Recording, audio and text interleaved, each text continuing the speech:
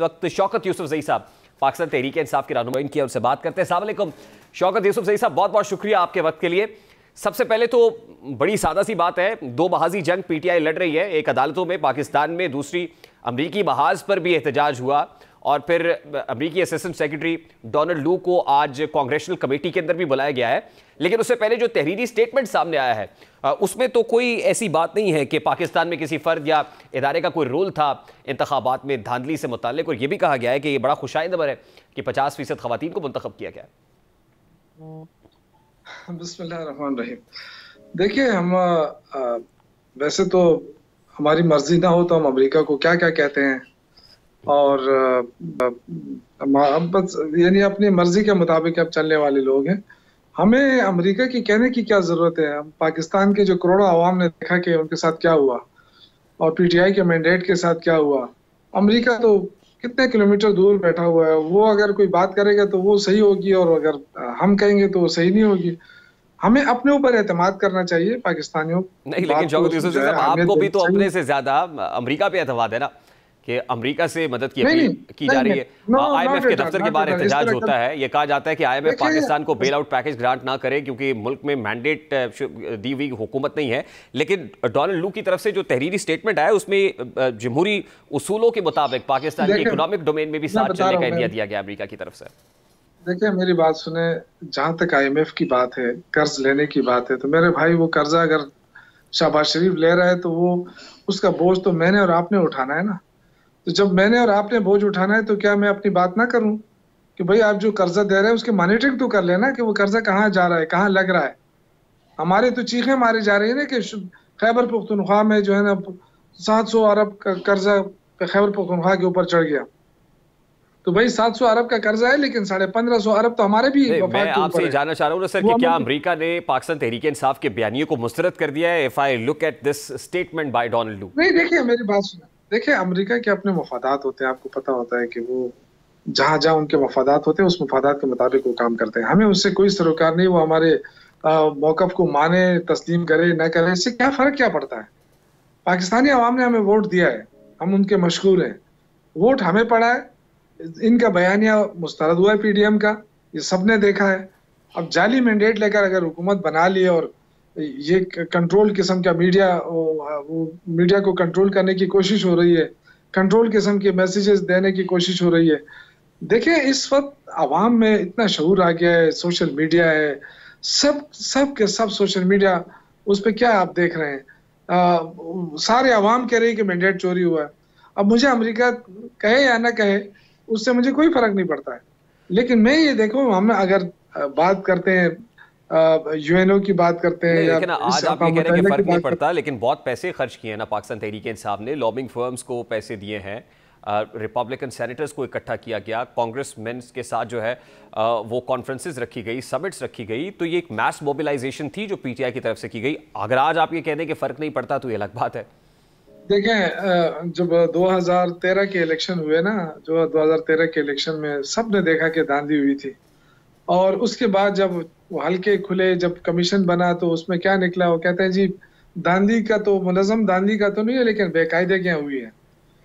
तो बेकायदगियां क्या होती है, मतलब बेकायदगी इसको होती है कि मेरा वोट था, आपने जबरदस्ती छीन के उधर ले लिया, तो ये बेकायदगी हो गया। अब इसको आप ना कहें कि जी मैंडेट चोरी हुआ है।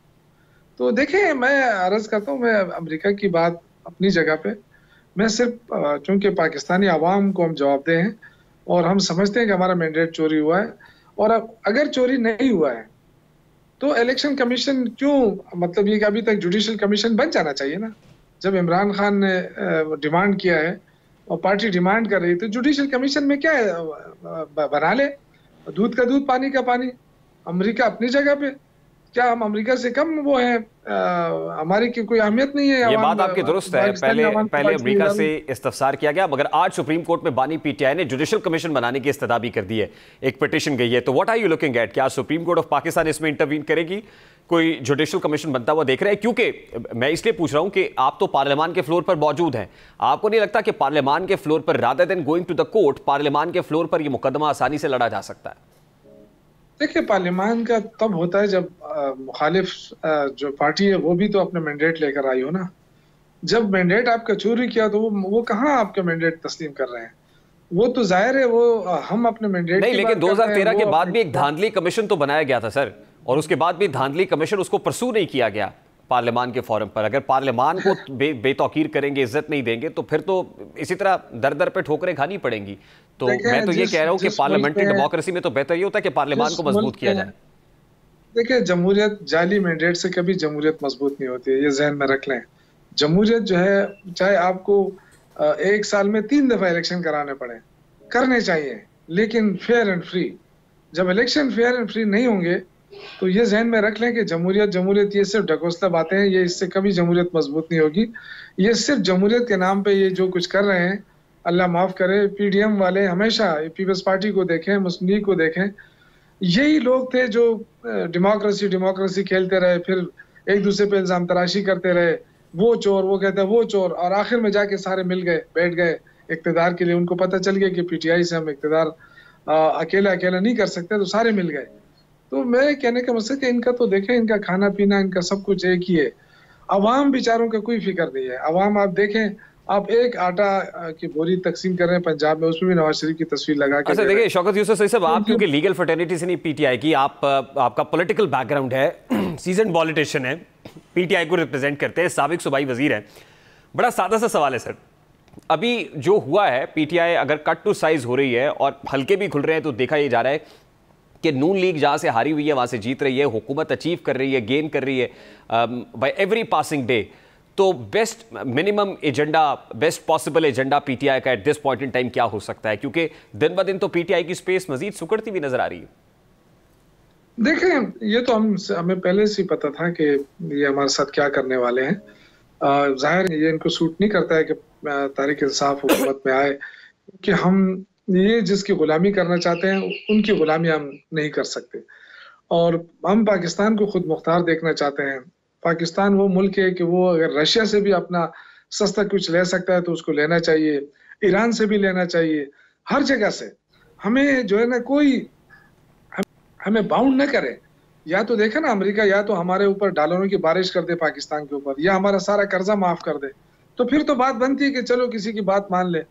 लेकिन अगर वो हमारे ऊपर कर्जे भी वो बड़ा शराइत के साथ दे, और उसके बावजूद वो कहे कि जी आप ईरान से गैस पाइपलाइन नहीं ला सकते, आप रूस से तेल नहीं ला सकते। बट शौकत यूसुफ सही साहब, यही तो आपने अपनी हुकूमत में किया ना सर। अब इसका at this point in time कोई अल्टरनेट तो नहीं है। We have to go to the IMF by every means, हमें जाना है। मैं तो आपसे ये सवाल कर रहा हूं सर, मैं तो आपसे ये शौकत यूसुफ सही साहब सवाल कर रहा हूं कि पीटीआई की जो स्पेस स्क्वीज हुई है, आपको नहीं लगता कि पीटीआई की अपनी बहुत सारी गलती और ब्लंडर से हुई है? तो मैं ये कह रहा हूं कि अब रेक्टिफिकेशन क्या है या करेक्टिव मेजर क्या है पीटीआई के पास कि यहां से टेक ऑफ कर सके या एटलीस्ट यहां से स्टेबल हो सके? मैं बड़ी हैरत मुझे होती है, ये बात हमारे दोस्त कहते हैं कि जी आपने जो गलतियां की हैं उससे कुछ सीखा है। हमने कौन सी गलती की है? अगर आप मुझे ये कहते हैं कि आपने असम्बलियां तोड़ी, तो वो असम्बलियां तोड़ना कौन सा गैर कानूनी काम था?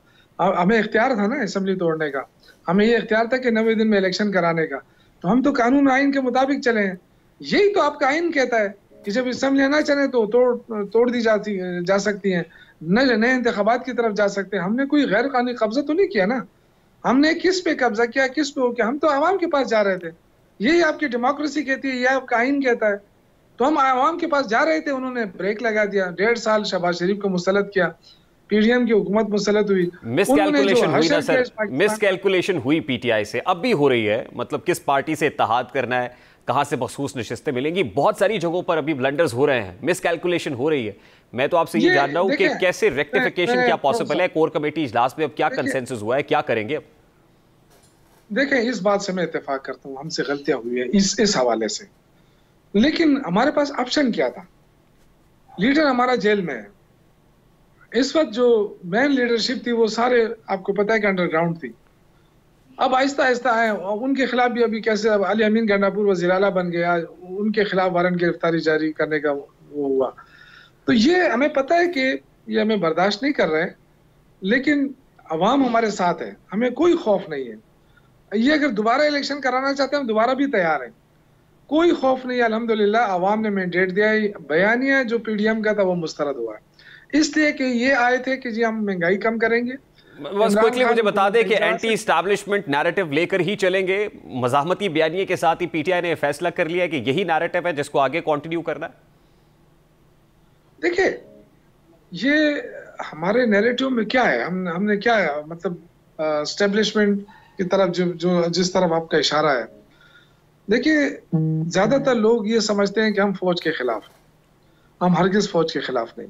इमरान खान ने कितनी मर्तबा कहा कि फौज मेरी फौज है, ये इदारे हमारे इदारे, हमने इनको मजबूत बनाना है। लेकिन अब इलेक्शन कमीशन जैसे इदारे में अगर कोई बंदा बैठा हो और वो मैनिपुलेशन करे और तासुबाना मुतासिबाना फैसले करे, तो उसका फिर क्या हल क्या हो सकता है? जाहिर है उसके खिलाफ फिर एहतजाज ही हो सकता है कि अगर हमारा कोई हक हमारा कोई बस न चले। लास्टली शौकत यूसुफ सही साहब, मैं आपको एक शॉर्ट सुनवाना चाहता हूँ, प्लीज वो सुनिए, उस पर आपका कमेंट और फिर मुझे ब्रेक पे जाना है। जरा प्रोड्यूसर अली अमीन गड्ढापुर साहब ने जो कहा है आज, वो जरा प्ले कीजिएगा। मेरा ना चाहो रिश्वत हो, रिश्वत मांगे मेरा ना चाहो, सिर फाड़ दो, गैरत करो। रिश्वत लेने वाला और देने वाला दोनों झन्नी है ना, पे झन्नी पड़ो तेरा बैंक ऊपर दो नाल सिर फाड़ उधर बाल आली क्यों पड़े ऊपर तेरे क्यों छने को बचाए मोर पास बख्ता आलू की पाव में मेरा तेरा जगह की थी है कोई सारे को। ये चीफ मिनिस्टर केपी के अली अमीन गड्ढापुर साहब कह रहे हैं जो रिश्वत लेने के लिए आए आप उसका सर फाड़े और फिर मेरा नाम ले, अगर आपसे कोई कहे तो फिर मेरा नाम लेने के चीफ मिनिस्टर ने कहा था कि सर फाड़ देना। ये चीफ मिनिस्टर तरवीज कर रहा है, तो लॉलेसनेस नहीं होगी केपी के अंदर? ये किस चीज को फरोग दे रहे हैं शौकत यूसुफ सही साहब? देखें, इसको नेगेटिव ले लिया गया है, लेकिन इसको तो पॉजिटिव लेना पड़ेगा। देखिए, हम अगर करप्शन पे जीरो टॉलरेंस रखते हैं, तो उन्होंने लोगों को ये बताने की कोशिश की है कि हम जीरो टॉलरेंस रखते हैं करप्शन के हवाले से, तो ये तो अच्छी बात है। लेकिन ये जो उन्होंने बात की नहीं, इसका मकसद हरगिज ये नहीं है कि जाए वाकई सर फोड़े। वो सिर्फ ये कि उन्होंने एक डेटरेंस बनाने की कोशिश की है कि इसके खिलाफ हम हैं, करप्शन के खिलाफ हमारी जिहाद है, जदोजहद है, और शुरू दिन से। इसीलिए तो सारे पार्टियां हमारे खिलाफ हो गई थी। But this could have been done in a better way। मैं ये कह रहा हूँ कि जिन अल्फाज में आप कह रहे हैं ऐसे भी कहा जा सकता था, रादर देन ये कहा जाता मैसेज को, जो मैसेज गया है वो ठीक नहीं गया है। वो जज्बाती हो गए हैं, थोड़े से जज्बाती हो गए हैं, लेकिन ये कि उनका हरगिज़ मकसद ये नहीं था कि अब आखिर जाके सर फोड़े। जी, इस्लाम में क्या है, देखें, इस्लाम में ये कि आप जबरदस्ती हाथ से रोकें। अगर आप बुराई को हाथ से नहीं रोक सकते तो आप कम से कम उसको वो करें, आखिरी जो हाथ है आपकी वो जबान से उसको मना करें। जब जबान से भी नहीं मना कर सके तो आखिरी क्या है, दिल में तो उसको बुरा समझे ना। तो हम तो बुरा समझ रहे हैं इसको, करप्शन को, क्योंकि पाकिस्तान जो इस हालात का शिकार हुआ है आज, उसकी बुनियादी वजह तो करप्शन है, कोई माने या ना माने।